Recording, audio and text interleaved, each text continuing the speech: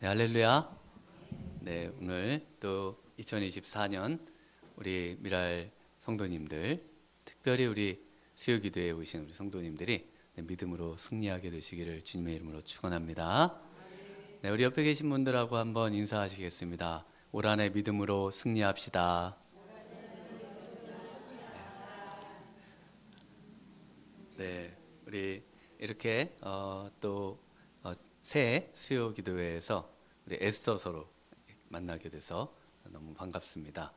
네, 우리 목사님들하고 수요 기도회에 이렇게 한 번씩 우리 목사님들 그리고 저도 이제 이렇게 해서 한 달에 한 번씩 우리 목사님들 설교를 들으시게 되겠습니다. 또 금요일도 네, 우리 전임 목사님들, 교구 목사님들하고 저 포함해서 네 분이 한 달에 한 번씩 이렇게 또 뵙게 되겠습니다. 그리고 또 새벽에는 매주 한 목사님이 두 번 새벽 기도회를 하시고 그렇게 해서 또 우리 목사님들을 이렇게 또 뵙게 되시겠습니다. 네, 이렇게 지금 계획이 이렇게 되어 있다는 것을 좀 말씀을 드리고, 네, 그래서 우리 목사님들이 정말 우리 교회에서 우리 다 훈련이 잘 되셔서 정말 이 어두워져가는 세상에서 빛으로 또 정말 저를 뛰어넘고 또 한국 교회를 또 책임지는 다음에 또 리더들로 이렇게 성장해 가시는데 참 훈련이 잘 되시고 그렇게 되시는 게 제 꿈입니다.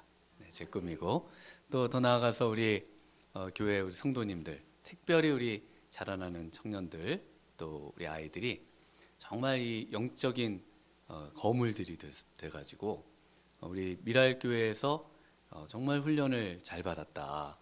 정말 하나님 나라를 위해서 믿음으로 잘 성장해서 이렇게 정말 세상의 빛과 소금의 역할을 감당하는 우리 미랄 교회, 우리 교회 학교와 우리 청년, 특별히 청년들이 되기를 정말 소망하는 마음이 올 한 해 있습니다. 우리 성도님들도 기도해 주시고 또 적극 동참해 주실 거죠?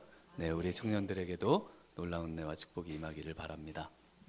네, 그래서 이 나보다 뛰어난 사람을 이렇게 배출해내는 것, 이것을 가리켜서 뭐라고 하느냐? 양육이라고 합니다. 우리가 양육한다고 하는 것은 그저 내가 알고 있는 지식을 조금 나눠주는 정도가 아니에요. 내가 하지 못하는 일들을 더 뛰어넘어서 그 양육된 사람이 그 일들을 감당하는 것. 그래서 어떤 면에서 우리 예수님께서는 우리 제자 12제자를 양육하셨지 않습니까? 그러면서 제자들에게 너희들이 내가 한 것도 하겠지만 나보다 더한 것도 앞으로 할 것이다 라고 하시면서 제자들을 남겨놓고 가셨습니다. 그래서 이것이 어떤 면에서는 양육의 본이라고 할 수가 있겠습니다. 그래서 우리가 이 에스더서를 통해서 나보다 뛰어난 사람 또 훌륭한 사람을 키워내는 일, 이런 것이 어떤 것인지 또 우리 에스더서를 통해서 배워가기를 원합니다. 네, 우리 성경의 책 제목으로 그 여성 이름이 써 있는 책이 두 권이 있어요. 네, 한 권은 룻기죠. 그리고 한 권은 오늘 이제 에스더서입니다. 그래서 이 각 책을 좀 보면은 이 룻기의 마지막에는 룻이 분명히 주인공인데 찬송과 영광은 누가 받으면서 끝나던가요? 네, 우리 그동안 배우셨으니까 그 시어머니 나오미가 영광을 받고 찬양을 받으면서 끝나고요. 마찬가지로 이 에스더서도 에스더서의 주인공은 분명히 에스더인데 에스더서의 맨 끝에도 누가 찬양을 받고 영광을 받으면서 끝나는가? 그를 길러냈던 삼촌 모르드게라고 하는 분이 나옵니다. 저희가 에스더서를 통해서 이제 이 내용들을 쭉 배워 가실 겁니다. 그래서 이 주인공이 중요한데 그런데 성경에서는 주인공을 길러낸 사람을 더 높이 평가한다는 겁니다. 분명 앞에서는 룻이 또 에스더가 앞에서 엄청난 일들을 감당했고 또 그 모습을 우리에게 보여줍니다. 그런데 그 배후에 누가 있었는가? 바로 시어머니, 기도의 시어머니, 믿음의 시어머니가, 그 나오미가 있었고요. 하나님께서는 그 나오미의 기도에 철저하게 응답하셨고 또 철저하게 그 가정을 회복시키는 그 모습을 우리가 룻기에서 볼 수 있다면은, 에스더서를 통해서 역시 동일하게 그 조카를 딸처럼 길렀던 모르드게라고 하는 그 삼촌이 그 이방 땅에서 어렵게 그 딸을 길러서 결국에는 믿음의 딸로 길러서 결국에는 민족을 구하고 또 하나님께 칭찬을 받고 영광을 받는 그 내용이 바로 이 에스더서에 나와 있습니다. 그래서 이 그 믿음이라는 우리가 말과 양육이라는 말은 같아요. 양육이라는 말은 성경에서는 믿음을 길러내는 것을 양육이라고 하는 겁니다. 우리는 밥 먹여주고 또 아이를 잘 교육시키면 양육의 무슨 도리를 다 하는 것으로 이해합니다. 그런데 성경에서는 양육이라고 할 때는 반드시 하나님의 그 믿음의 사람들로 길러내는 것을 양육이라고 하는 거예요. 아멘입니까? 네, 아멘이시죠? 그래서 양육을 그렇게 하겠다고 하는 게 아멘인 겁니다. 네, 그래서 이 말은 제가 여러 번 드렸는데 좀 생소하신 분들도 있으시죠? 아멘하고 양육은 어원이 같습니다. 그래서 우리가 양육되고 성장하는 것은 단순히 그 몸이 성장하고 그 몸에 영양분을 공급하는 것을 우리를 양육하는 것으로 보는 게 아니고요. 우리의 그 근본적인 것, 바로 영혼과 우리의 속사람, 우리 하나님의 만들어주신 하나님의 형상의 모습이 이제 하나님을 더 닮아가는 것으로 계속 우리를 가꾸어 가는 것을 바로 우리에게 영향을 공급하는 양육이다라고 보고, 또 역시 우리의 자녀를 그렇게 길러야 한다는 것이죠. 네, 더 나아가서 이 참된 믿음의 양육자는 바로 하나님이시죠. 보이지 않는 하나님이십니다. 그래서 주인공 뒤에 양육자가, 사실 우리가 잘 들여다보지 않으면은 볼 수 없는 양육자가 있습니다. 우리는 그것을 알아요. 그래서 그 뛰어난 손흥민 뒤에는 손흥민 아버지가 어떻게 길렀는가에 대해서 굉장히 관심을 갖고 그렇게 또 가는 것처럼, 역시 동일하게 성경도 마찬가지입니다. 그 뒤에 양육자, 그런데 그 뒤에 또 양육자가 있으세요. 그 최종 양육자가 하나님이십니다. 그래서 하나님은 이 에스더서에서는 유일하게 하나님이라는 단어가 이름이 한 번도 언급이 안 되시면서 하나님이 참된 양육자이심을 드러내는, 아주 안 드러나시면서 강하게 드러나시는 책이 바로 이 에스더서죠. 네, 그래서 이 에베소서 2장 8절에 보면요, 너희는 그 은혜에 의하여 믿음으로 말미암아 구원을 받았으니 이것은 너희에게서 난 것이 아니요 하나님의 선물이라. 네, 그래서 하나님께서는 글 속에 안 계시면서 왜 안 계실까를 생각하게 만들면서, 그러면서도 하나님의 역사를 느낄 수 있는 정말 하나님 없는 하나님 계신 책이 에스더서입니다. 에스더서를 한번 꼭 읽어보시면 좋겠습니다. 네, 그리고 이 에스더서에는 또 어떤 특징이 있냐면은 에스더서에서 성경의 절기가 하나 생겨요. 성경에 그 모든 유월절을 포함해서 이 모세 오경의 절기가 있습니다. 3대 절기를 포함해서 기타 여러 절기들이 있어요. 대속제일도 있고. 그런데 이 모세 오경에서 정하지 않았음에도 불구하고 성경의 절기로 제정된 절기, 그 유일한 절기가 뭐냐? 바로 이 에스더서에 나옵니다. 그 절기를 혹시 들어보신 분이 있으실까요? 네, 불임절이라고 하는 절기입니다. 불임이라고 하는 것은 제비뽑기라는 뜻인데요. 그래서 이것도 조금 생소하신 분들이 있으시죠? 그래서 이건 저희 끝쪽에 나타나는 절기인데 이 불임절이라는 절기를 통해서 복음이 어떤 것인지를 아주 명확하게 알려주십니다. 그래서 구약에 복음이 있는가? 정말 구약에서도 신약을 읽는 것 같은 하나님의 엄청난 계획을 그리고 그 일을 통해서 우리에게 놀라운 영적인 축복과 이 세상에 살아가는 모든 비밀들을 알려주시는 참된 행복과 기쁨의 소식, 복음이 있느냐라고 물어보신다면 에스더서를 읽어보시라고 권하고 싶습니다. 그래서 에스더서에서 이 불임절은요 복음과 같고요. 또 이 불임절을 포함하고 있는 에스더서는 구약의 로마서라고 감히 말씀드릴 수가 있겠습니다. 네. 그래서 이 불임절을 깨달으면 복음의 놀라운 구원의 소식을 실감하게 되시게 됐습니다.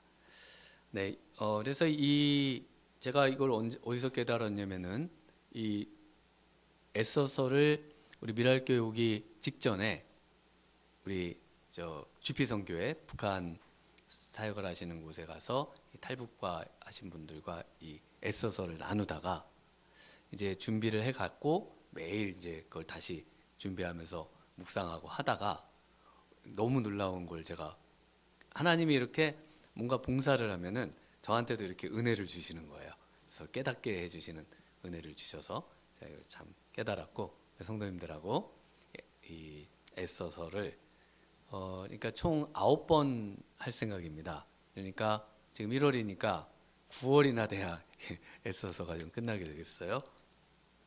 네, 그렇게 찬찬히 한번 들여다보도록 하겠습니다.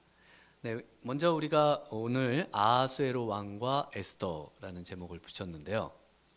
이 아하수에로 왕, 그 세상의 어떤 방식으로 길러진 피라미드의 꼭대기, 어떤 면에서는 세상은 전부 이 아하수에로 왕과 같은 그 피라미드의 꼭대기에 우리의 자녀들이 또는 양육의 어떤 목표로 삼는 그 내용이 거기에 딱 있지 않겠습니까? 그 피라미드의 꼭대기.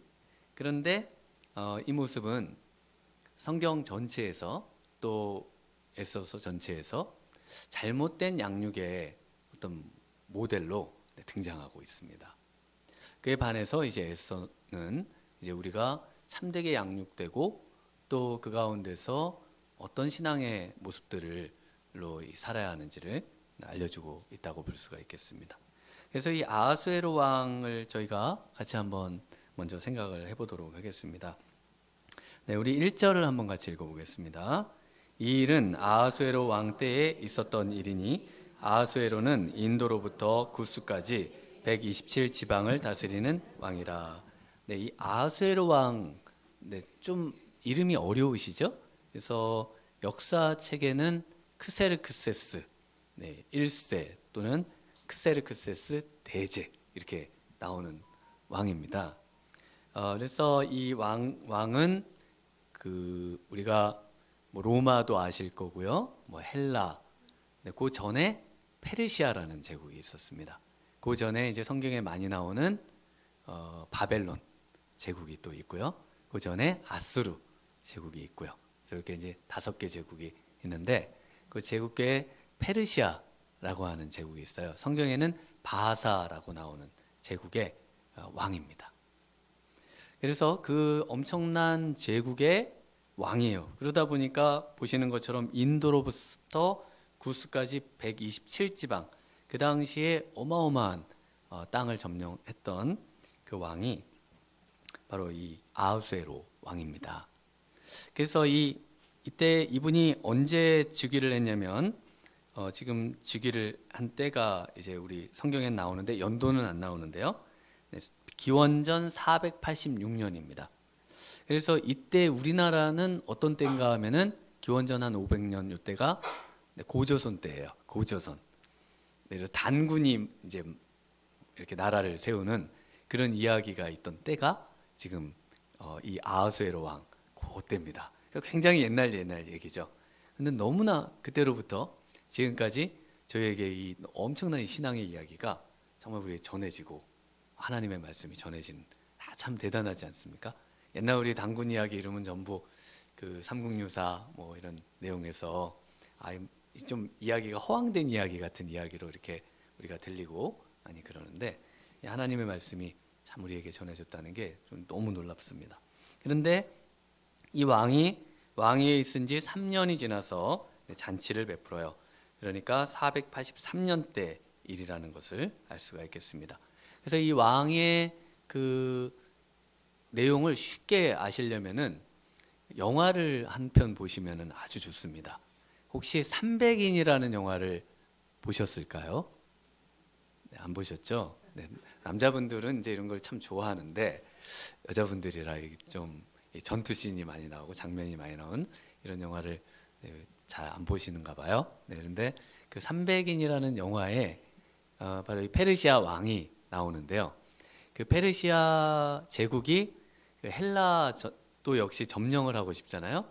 헬라를 넘어 또 로마를 넘어 이렇게 전 세계를 정벌을 하는 게 그 당시 제국의 그 왕이라면 다 꿈꾸는, 온 세상의 군주가 되는 게 꿈이니까요. 그래서 헬라를 쳐들어간 왕이 바로 이 아하수에로 왕 크세르크스스 왕입니다.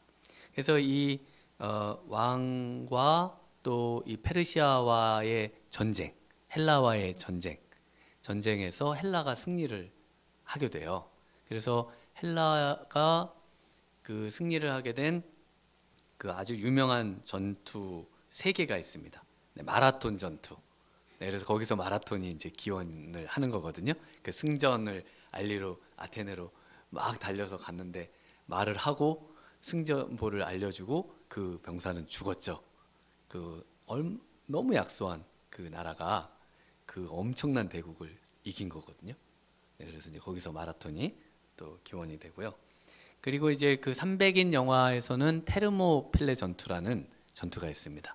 거기는 이제 스파르타의 300명 용사가 정예 부대가 그 몇만 명이었냐면은 100만 대군하고 싸워가지고 그거를 막아내는 그 영화예요. 엄청난 영화죠. 그래서 물론 300명은 다 죽는데 거기서 이제 도전과 이 용기를 얻은 이 헬라인들이 힘을 합쳐가지고 이 페르시아를 물리치는 그런 엄청난 그 내용이 됐던 그 내용이 이 페르모필레 전투를 영화한 이 300인이라는 것입니다. 그래서 그 다음 또 전투는 살라미스 해전. 네, 우리 지금 그 명량이라든지 이수진 장군의 그 여러 엄청난 그 해전과 그 대비되는 굉장히 그 유명했던 전투가 이 살라미스 해전입니다. 그래서 저도 이제 그 300인 영화를 처음 그 이스라엘에 있을 때 봤는데요. 그 이스라엘에 있을 때 그 영화를 왜 봤냐면은 300인이 저는 그 적인 줄 알았습니다. 기도원의 300용사인 줄 알고 가서 봤는데, 네, 그 굉장히 그 스케일이 큰 그런 영화였더라고요. 근데 이 영화에 나오는 이 아하수에로 왕은 실제로 그렇게 생기지는 않았겠죠. 그런데 엄청나게 높은데 앉아 있습니다. 그 영화에 보면요, 그 위에서 코끼리 막 엮고 그 끌고 그 위에 아주 뭐 거의 사람들이 거의 무슨 성을 쌓아서 앉아 있는 것 같은 그 꼭대기에 앉아 있는 그 왕이 아하수에로 왕인데요. 이 왕이 얼마나 거만한가 하면은 바다를 건너잖아요. 바다를 건너야 되는데 파도가 치는 거예요. 그래서 왕이 그 내려옵니다. 그 엄청 높은 자리에서 내려와서 채찍으로 바다를 때립니다. 이 바다 녀석, 왕이 건너가야 되는데 파도가 치다니. 그래가지고 거기를 막 배로 엮고 그래가지고 배를 막 건너서 가는 아주 거만하기 이를 데 없는 그런 왕이 이 아하수에로 왕이었습니다. 근데 이 아하수에로 왕이 오늘 본문에 보면은 세 가지를 자랑하거든요. 우리 3절과 4절을 먼저 한번 읽어보겠습니다. 3절과 4절입니다. 왕위에 있은 지 제3년에 그의 모든 지방관과 신하들을 위하여 잔치를 베푸니 바사와 메대의 장수와 각 지방의 귀족과 지방관들이 다 왕 앞에 있는지라. 왕이 여러 날 곧 180일 동안에 그의 영화로운 나라의 부함과 위엄과 혁혁함을 나타내니라. 네, 그래서 왕이 그의 영화로운 나라의 부함, 그 다음에 위엄의 혁혁함, 그래서 부와 그리고 명예와 권세를 자랑하는 내용이 하나 나오고요. 그 다음 두 번째로는 이제 자기의 너그러움을 자랑하는데요. 우리 8절을 한번 읽어보겠습니다. 마시는 것도 법도가 있어 사람으로 억지로 하지 않게 하니 이는 왕이 모든 국내 관리에게 명령하여 각 사람이 마음대로 하게 함이더라. 그래서 이것이 정말 자신의 너그러움인지, 이 자랑이 어떤 자랑인지 조금 뒤에 살펴보도록 하겠습니다. 네, 세 번째 자랑은 왕 후의 아름다움입니다. 우리 10절과 11절 같이 읽어보겠습니다. 제7일에 왕이 주웅이 일어나서 어전넷이 무무방과 하르보나와 박다와 아박다와 세달과 가르가스 7사람을 명령하여 왕후 와스디를 청하여 왕후의 관을 정제하고 왕 앞으로 나오게 하여 그의 아리따움을 뭇 백성과 지방관들에게 보이게 하라 하니 이는 왕후의 용모가 보기에 좋음이라. 네, 그래서 이 잔치 즉위해서 3년이 지나면서 엄청난 잔치를 베푼 이유는 전부 무엇 때문에요? 전부 자랑하기 위해서라는 겁니다. 지금 보여주신 이 세 가지의 자랑을 만천하에 온 세상에 드러내고 싶은 그 마음 때문에 지금 이 아하수에로 왕이 이 엄청난 잔치를 베풀고 또 잔치를 베푸는 내용으로 되어 있습니다. 그러나 요한일서 2장 16절에는 이는 세상에 있는 모든 것이 육신의 정욕과 안목의 정욕과 이생의 자랑이니 다 아버지께로부터 온 것이 아니요 세상으로부터 온 것이라. 이 세상도 그 정욕도 지나가되 오직 하나님의 뜻을 행하는 자는 영원히 거하느니라. 그래서 이 부함 그리고 권세 그리고 명예, 이 엄청난 것들을 자랑하고 또 자신의 어떤 그 너그러움, 좀 이따 살펴보겠다고 그랬죠? 을 자랑했고 또 자신이 가지고 소유한 그 왕후, 나중에 왕후도 막 바꾸잖아요. 그런 어떤 것들을 자랑했으나 이러한 자랑들이 너무나 일시적이라는 겁니다. 이것이 얼마나 더덥고 의미 없는 것인지를 하나님께서 말씀해 주셨고 확실히 보여주셨고 우리가 조금만 관심을 기울여서 이것을 역사적인 사실에서 찾아도 볼 수 있습니다. 결국 이 왕은 어떻게 됐을까요? 이 왕은 역사 기록에 보면 오늘 우리 에스더서에는 나오진 않습니다만은 이 왕은 전쟁에서 졌죠.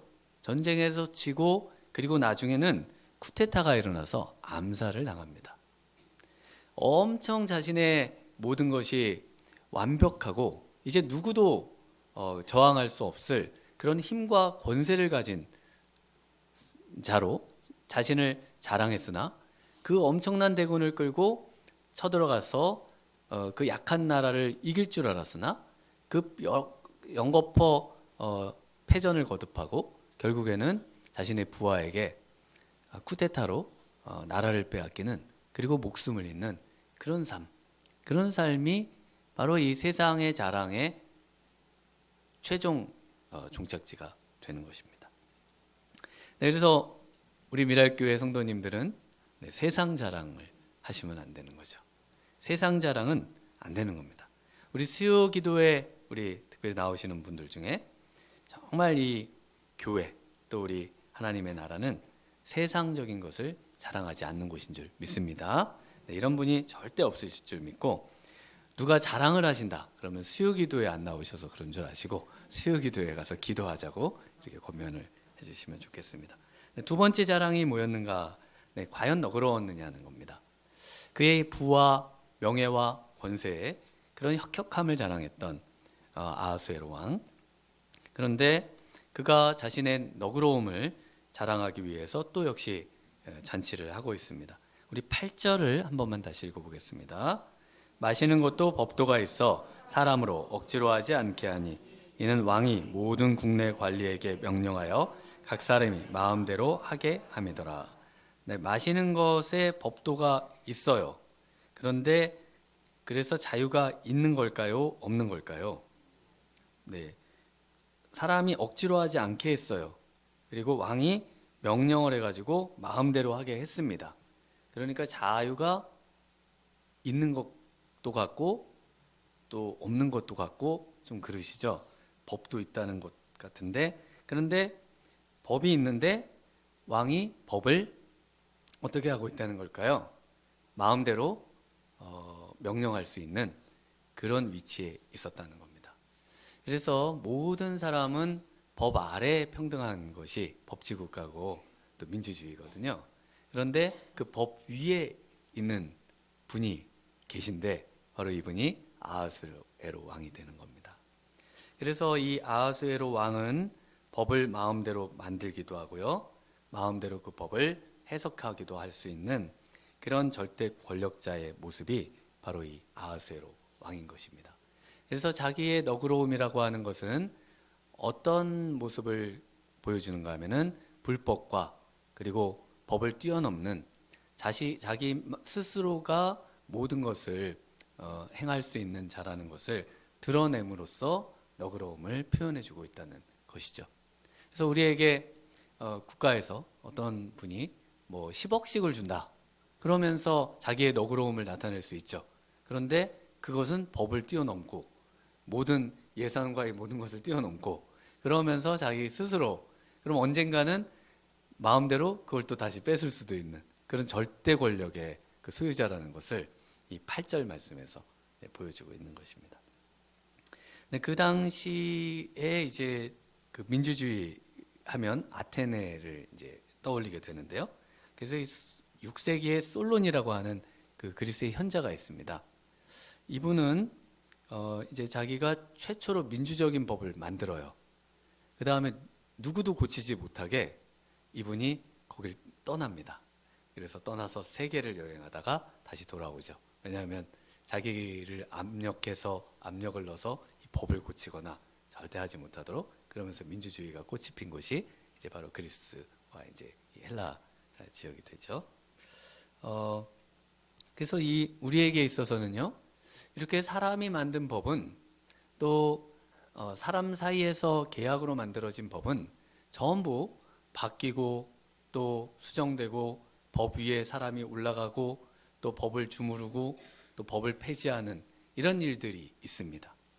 그래서 우리는 절대로 변하지 않는 법, 그 법을 따라 살도록 되어 있는 거예요. 법을 우리가 이 법이라고 하는 것도 정말 생각해 보면 전부 이런 형태인 겁니다. 그래서 하나님의 법만이 정말 우리가 따라야 할 변하지 않는 법이라는 것을 세상의 법을 통해서 보면은 알 수가 있는 겁니다. 오늘은 이 법 따라서 열심히 살았더니 내일은 저 법이 만들어져서 이렇게 살면 안 된다는 거예요. 어렵죠? 어렵잖아요. 안 어려우세요? 우회전하려고 그러는데 멈추라고 그랬는데 또 보면은 뭐가 어떻게 됐다가 또 어떻게 됐다가 뭐가 막 많이 바뀌잖아요. 그래서 이게 굉장히 변화가 무쌍한데 유일하게 변하지 않는 법이 있습니다. 그것이 하나님의 법이에요. 그래서 하나님의 법을 따라 살도록 하나님은 우리 인간을 만드셨고요. 이 하나님의 법을 따라서 정말 세상의 통치자들이 하나님의 법 아래 하나님의 법을 근간으로 해서 법을 만들고 또 그 법을 근간으로 해서 통치를 한다면은 정말 하나님 나라가 이루어질 겁니다. 그래서 지금 우리가 묵상하고 있는 신명기의 말씀이 전부 하나님의 말씀을 따라 살면 행복과 평안과 모든 것들이 다 형통하게 돌아갈 것을 이제 말씀하고 있지 않습니까? 그래서 이 진정한 법 아래 우리는 참된 자유를 누리게 되는 겁니다. 믿으십니까? 하나님의 법 아래서만 참된 자유가 있어요. 누가복음 4장 18절에 주의 성령이 내게 임하셨으니 이는 가난한 자에게 복음을 전하게 하시려고 내게 기름을 부으시고 나를 보내사 포로된 자에게 자유를 눈먼 자에게 다시 보게 함을 전파하며 눌린 자를 자유롭게 하고 주의 은혜의 해를 전파하게 하려 하심이라 하였더라. 요한복음 8장 32절에 진리를 알지니 진리가 너희를 자유롭게 하리라. 그러므로 아들이 너희를 자유롭게 하면 너희가 참으로 자유로우리라. 고린도후서 3장 17절에 주는 영이시니 주의 영이 계신 곳에는 자유가 있느니라. 이 복음과 또 우리 예수님과 성령님이 우리를 자유케 하시는 이 자유는요, 하나님의 법 안에서만 가능한 것입니다. 하나님의 말씀에 순종할 때, 그럴 때 그 예배 가운데 진정한 자유가 있고 그 예배 가운데 하나님의 은혜가 넘치는 것이죠. 세 번째, 이 아하수에로 왕이 자랑한 것은요, 왕후의 아름다움이었습니다. 그래서 이 왕후의 아름다움을 보면은 이 육신의 정욕과 안목의 정욕과 이생의 자랑인 그 세상의 어떤 자랑을 이 아하수에로 왕이 따르고 있다는 것을 알 수 있습니다. 근데 이 왕후 와스디를 어떻게 하고 잔치에 참여하라고 했을까요? 우리 11절 한 번만 다시 같이 읽어보겠습니다. 왕후 와스디를 청하여 왕후의 관을 정제하고 왕 앞으로 나오게 하여 그의 아름다움을 뭇 백성과 지방관들에게 보이게 하라 하니 이는 왕후의 용모가 보기에 좋음이라. 네, 왕후의 관을 정제하고 오라 이렇게 했는데 왕후가 그 왕의 명령을 따랐습니까? 거절했습니까? 거절을 했어요. 왜 거절을 했을까요? 왕후가 너무 아름다우니까 왕후를 자랑하고 싶은 마음에 왕후에게 관을 정제하고 앞으로 나와 주면 좋겠다 이렇게 사신을 보냈어요. 그런데 왕후가 그걸 거절했다고요. 이상하지 않으세요? 왜 거절을 했을까? 왜냐하면 그 왕의 명령임에도 불구하고 따르기 어려운 이유가 있다는 겁니다. 그래서 그 이유에 대해서 뭐 여러 랍비들의 주석에도 나오고요. 제가 이제 그 이사야 베를린이라는 교수님에게 이제 강좌도 듣고 했는데 그 애써서의 탁월한 분이십니다. 이분도 이제 동일한 얘기를 하시는데 이 관을 정제하고 다시 말하면 관은 왕후의 관이 되겠습니다. 그래서 이 관을 쓰고 이제 나오라는 겁니다. 그런데 관만 쓰고 나오라는 겁니다. 그러니까 관만 쓰고 다른 것은 아무것도 걸치지 말고 그 술자리에 나오라는 겁니다. 주웅이 일어나서. 그러니까 아무리 왕후인데 그 수많은 대신들과 또 백성들이 보는 앞에 왕후가 알몸으로 관만 쓰고 나갈 수 있다는 게 말이 됩니까? 왕후가 당연히 거절할 법하죠. 그 얘기를 지금 하고 있는 겁니다. 그래서 왕이 이 쾌락을 위해서 한 인격을 완전히 무시하고 창피를 주는 행동을 하고 있다는 것입니다. 그 육신의 정욕과 안목의 정욕과 이생의 자랑에 정말 뒤집어 씌워져서 사람으로서는 해서 안 되는 이런 일들을 지금 왕이 하고 있다는 것을 알 수 있습니다.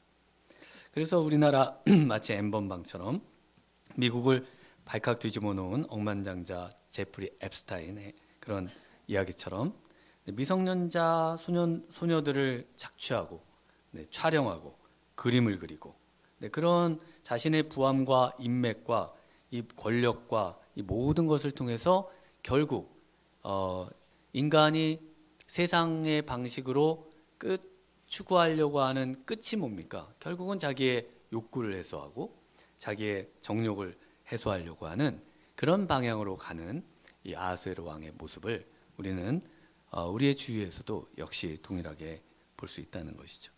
왜 이렇게 됐습니까? 왜 아하수에로 왕이 이런 모습이 됐는가? 10절에 보시면은 제7일에 왕이 주웅이 일어나서라고 되어 있습니다. 이 주웅이라는 게 뭘까요? 술에 취하는 것을 말하고 이것을 성경에서는 방탕하다라고 말을 합니다. 에베소서 5장 15절에서 18절에 술 취하지 말라 이는 방탕한 것이니 오직 성령으로 충만함을 받으라 라고 말씀을 하고 있습니다. 오직 성령으로 충만함을 받지 않는 인생은요, 전부 성령이 없는 인생은 이 세 가지의 자랑으로 나아갈 수밖에 없다고 분명히 말씀을 합니다. 그 끝은 방탕인 것이에요. 그리고 그 시작도 방탕인 것입니다. 그래서 오직 성령 충만을 받아야 하는 것입니다. 정말 우리 이곳에 우리 성도님들이, 우리 미랄 성도님들이 성령 충만을 받으셔야 하는 것입니다.